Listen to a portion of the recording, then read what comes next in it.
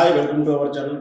తెలుగు చిత్రసీమలో కొందరు మహానటులు, కొందరు ఉలిక్కి పడుతున్నారు, ఆందోళనలో గురవుతున్నారనే ఒక వార్త తెలుస్తుంది.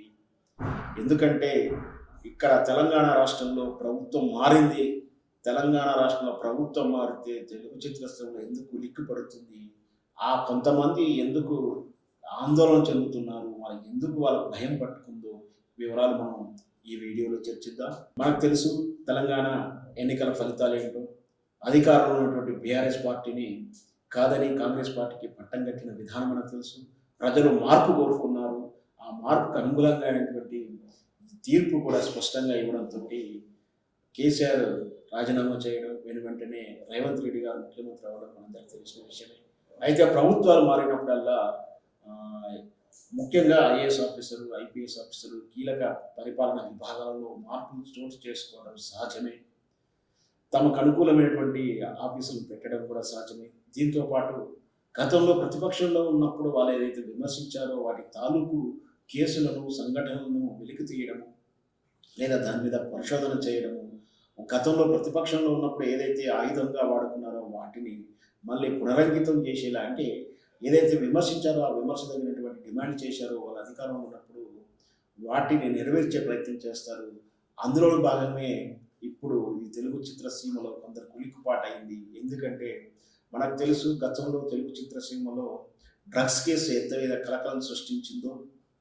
కొంతమంది ముఖ్య తారలు మనకు అందరికి స్పష్టంగా తెలుసు. నవదీపు, పూరి జగన్నాథ్, చార్మి, ఇట్లా ఇత్యాది మహానటులు, పెద్ద పెద్ద టెక్నీషియన్స్, పెద్ద పెద్ద హీరోల పేరు కూడా వినపడింది. చాలామంది పేర్లు ఎడల్లో కూడా ఉన్నాయని కూడా ఆ రోజుల్లో కాంగ్రెస్ ప్రభుత్వం, ఆ రోజుల్లో కాంగ్రెస్ పార్టీ వారు కానీ, ప్రతిపక్షంలో ఉన్నటువంటి భారతీయ జనతా పార్టీ బీజేపీ కానీ చాలా విమర్శలు చేశాయి.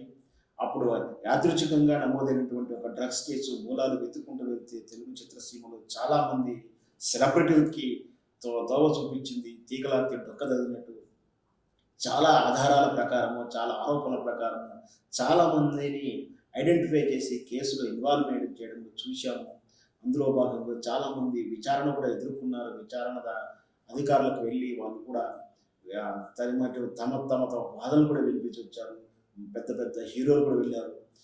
పూరి జగన్నాథ్, చార్మి, ఇట్లాంటి వాళ్ళు, రవితేజ, ఇట్లాంటి పేర్లు చాలామంది పేర్లు వినపడింది అప్పుడు. అయితే అది ఆ కేసు రాజకీయాల కోసం వినియోగించబడింది చేశాడు కేసీఆర్. తెలుగు చిత్రసీమను బెదిరించి తనకు అదుపు తీసుకోవడానికి ఆ కేసును వాడుకున్నారు. వారు శరణి వచ్చిన తర్వాత కేసీఆర్ ఆ కేసుని నీరుగార్చారని ఆ రోజు ప్రతిపక్షంలో ఉన్నటువంటి రేవంత్ రెడ్డి గారు అయితే భారతీయ జనతా పార్టీ బీజేపీ నాయకులు తరచూ విమర్శించారు.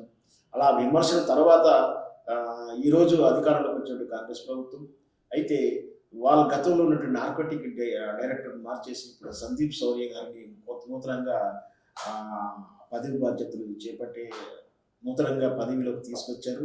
అయితే ఈ సందీప్ శౌర్య వచ్చిన తర్వాత ఆ పాత తాలూకు నార్కటిక్ కేసుని కదిలిస్తారా? డ్రగ్స్ కేసు మళ్ళీ పునర్విచారణ వేగవంతం చేస్తారా? మళ్ళీ విచారణకు పిలుస్తారా? ఆనాడు ప్రభుత్వం లేకని ఈనాడు ప్రభుత్వం కూడా మమ్మల్ని కక్ష సాధిస్తుందా, లేదా మమ్మల్ని అరెస్ట్ చేస్తారని ఆందోళనలో ఉన్నారు. ఆ కేసు కదులుతుంది, మళ్ళీ విచారణకు పిలుస్తారేమో అని భయం పట్టుకుంది. మనకు తెలుసు ఈ మన రాష్ట్రంలో కాదు, తెలుగు రాష్ట్రాల్లో కాదు, మన చుట్టూ ఉన్నటువంటి నైబర్ స్టేట్స్లో కూడా ఎక్కడ కూడా డ్రగ్స్ కేసు ఎక్కడ నమోదైన దాని మూలాలు ఫిల్మ్ నగర్కే తేలుతుంది. తెలుగు టాలీవుడ్ ముఖ్యులకే చేరుతుంది. ఒక కన్జ్యూమర్గానో, లేదా మధ్య ఏజెంట్ బ్రోకర్గానో, డ్రగ్స్ దళారీగానో, లేదా తానే డ్రగ్స్ వాడినటువంటి విధానంగానో తరచూ తెలుగు చిత్రసీమ వ్యక్తుల పేర్లు వినడం. కేపీ చౌదరి కేసు విన్నాము, నవదీప్ కేసు విన్నాము, చాలామంది పేర్లు విన్నాం. అందులో కూడా మనకు తెలుసు చాలామంది నటీనటులు, లేడీ నటీనటులు, యాక్ట్రెస్ పేర్లు కూడా వినడం జరిగింది. ఇప్పుడు అందరికి కూడా కుబులేస్తుంది. మరి ఏం చూద్దాం. ఇది కేవలం పరిపాలన విభాగంలో మార్పులానే ఉంటుందా, కక్ష సాధింపులా ఉంటుందా, లేదా వాళ్ళు గతంలో ఆరోపించినటువంటి కేసు నీరుగార్చారు కాబట్టి మేము తిరిగి దర్యాప్తు చేస్తా అంటారా? ఏదో మనం వేచి చూద్దాం.